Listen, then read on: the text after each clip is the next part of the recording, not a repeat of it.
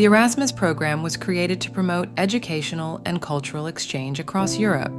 The program, rooted in the ideas of Dutch philosopher Desiderius Erasmus from the 15th and 16th centuries, originally established to promote closer cooperation between universities and higher education institutions across Europe. What started as a bridge to foster unity has now evolved into a government-backed initiative connecting young minds globally.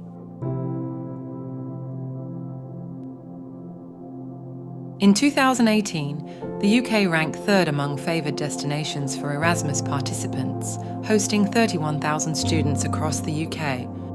In 2019, 54,000 UK students and staffs across 684 UK projects received $144 million in grants for education, training, and youth programmes.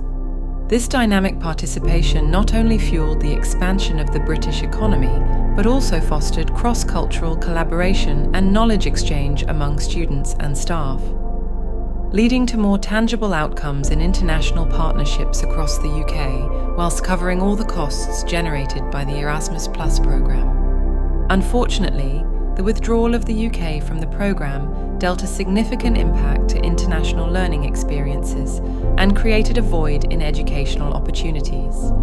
Despite the introduction of Turing, a one-way scheme that offers funding only within the UK, it has not been effective at replacing the Erasmus Plus programme, hindering economic growth, cultural ties, and limiting a range of diverse experiences. The Young European movement urges the UK to rejoin Erasmus Plus for a brighter youth future.